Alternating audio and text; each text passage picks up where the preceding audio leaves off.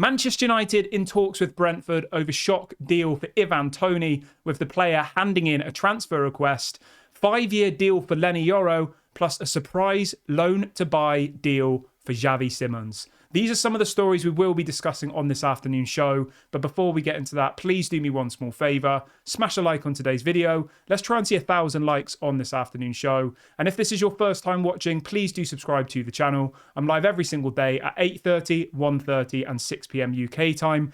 Only 50% of people who currently watch our videos are subscribed. So if you're one of those people who isn't currently subscribed, make sure you get involved. It's your best way to keep up to date with all of your latest Manchester United transfer news and talk. Right, I want to start the show off by saying thank you and goodbye to Willy Camboire. Fabrizio Romano has confirmed in the last 10 minutes that Manchester United have agreed a deal with Villarreal for the permanent transfer of 19-year-old Willy Camboire. The deal is worth 10 million euros. There is apparently a buyback clause, which I think is really, really clever.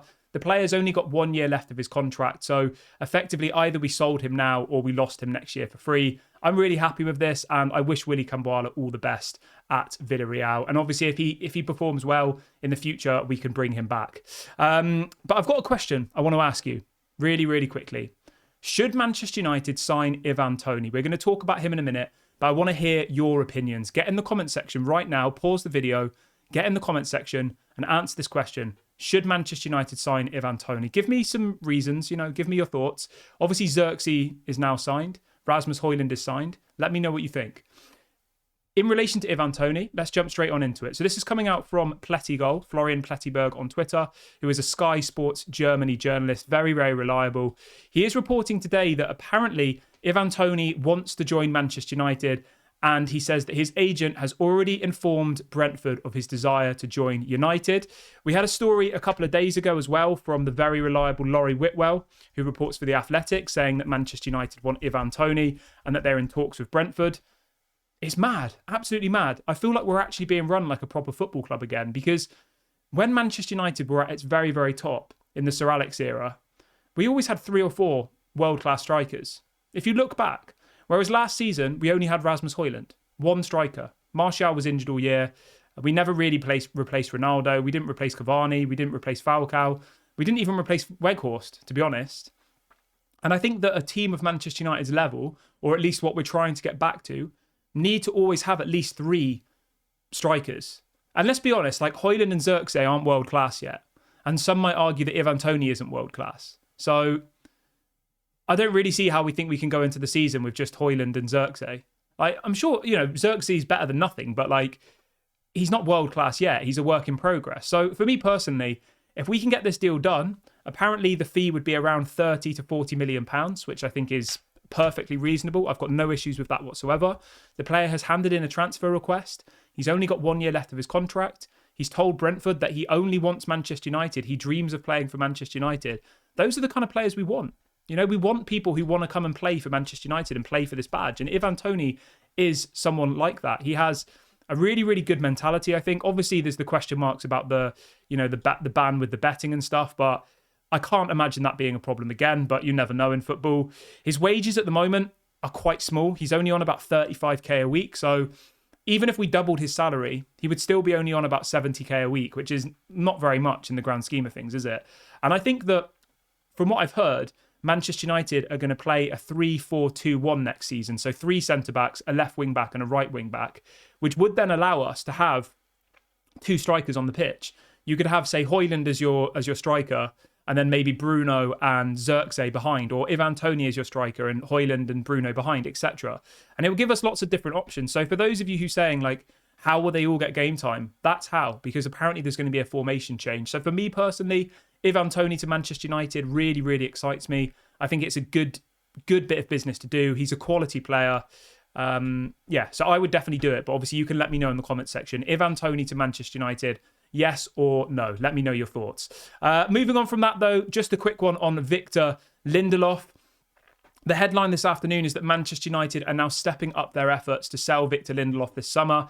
It says that United are now trying really hard to sell Lindelof. Apparently, we are in talks with Fenerbahce over a permanent deal for Lindelof. Obviously, we're still interested in the Turkish left-back Ferdi Kadioglu, who currently plays for Fenerbahce, of course. Whether or not that deal will happen, I'm not entirely sure, but obviously I'll keep you updated. There might be some situation where we sell Lindelof and buy Kadioglu, something like that, but I'll obviously keep you updated on that one. As it stands, Fenerbahce are the main club circling for Lindelof's signature. So yeah, hopefully that happens in the coming days. If you've made it this far in the video, if you could do me a small favor and smash a like, that'd be really, really appreciated. I've hit a likes target of 1,000 for today's video. So if everybody who is watching right now likes the video, we will hit that. And if this is your first time watching, please do subscribe to the channel. I'm live every day at 8:30, 1:30 and 6. And we are now only one subscriber away from 28,700. So please go and subscribe if you're enjoying today's show. Moving on from that, though, I've got a bit of a big bit of news, actually, about Jarrad Branthwaite. So I'm not sure if any of you have seen, but Aston Villa are about to secure a deal of £50 million for Amadou Onana. Now, you're probably thinking, why are you telling me this? Why is that relevant? This is coming out from David Ornstein. He says that Aston Villa's move for Amadou Onana all but ends the chance of Manchester United signing Jarrad Branthwaite. He says that barring huge bids, we're talking 80 million plus, Manchester United will not sign Branthwaite and Branthwaite will stay at Everton. We knew that Everton had to sell a player this summer to comply with financial fair play and all the rest of it. We knew they would let one big name go, and Amadou Onana is on the brink of moving to Aston Villa for 50 million. There is no way they're going to sell us Branthwaite, unless, of course, we're willing to pay 80 million pounds plus, which, let's be honest, is absolutely ridiculous, and we should definitely not be doing. So, Jarrad Branthwaite to Manchester United is effectively off, as far as I can tell. I don't see a way in which we can get this deal over the line, unless maybe the Amadou Onana deal falls through, but it's been widely reported that a fee's been agreed between Villa and Everton, and Amadou Onana will now move to Everton. So Jarrad Branthwaite, I think we've got to wave goodbye. I'm not too bothered about it, to be honest. I think he would have been a good signing for the right amount of money, but as soon as you start going over 50 million, I think question marks have to be asked. If we were getting him for 40 million, I think that would have been a fair price. But as soon as you get to the 50, 60, 70, 80 millions, I think it's, a definite walk away situation. But obviously you can let me know in the comment section, how would you feel about this? Do you think this is a big loss? Let me know your thoughts below. Moving on from that, but keeping on the topic of centre-backs, I want to talk a little bit about Leny Yoro. Manchester United have apparently offered Leny Yoro a 5-year contract with the option of a further year. The story says that United are aware that Yoro will now choose between them and Real Madrid. This is coming out again from Florian Plettenberg.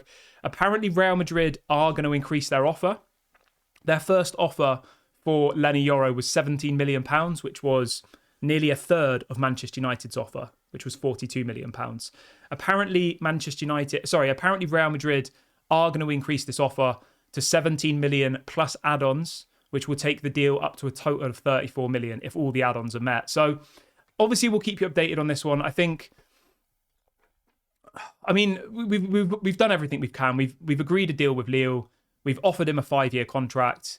We've given him a massive pay increase, apparently. He's on a really, really small wage at the moment, about 5k a week. Apparently we've offered him around 80k a week. So we've, given him almost 20 times his current salary at Lille.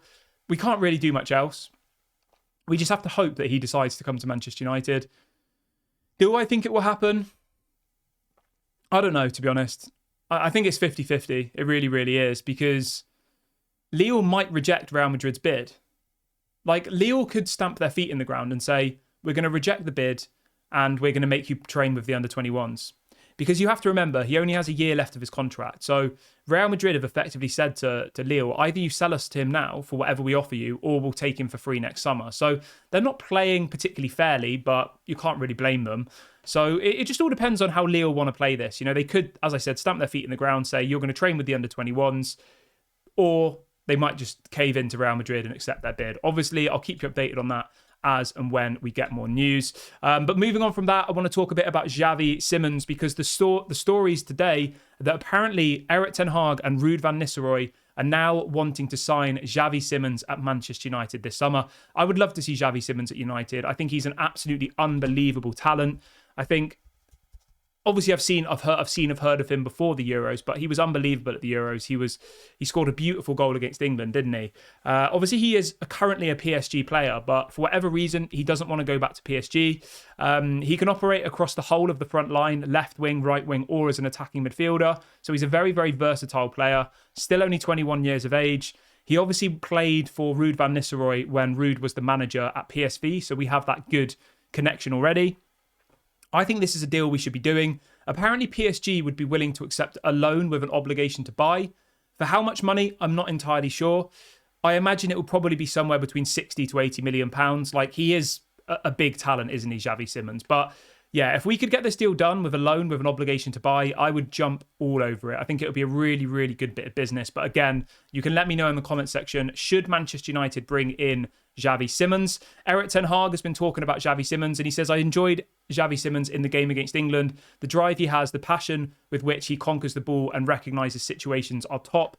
His enormous drive as well, that is ultimate un-Dutch. I think you can see that he was trained abroad. He almost has a Southern Europe element to his game. So Eric Ten Hag's a big fan. Ruud van Nistelrooy's obviously a big fan because he had him when he was the PSV manager. It's a yes from me, but what do you guys think? Let me know in the comment section below.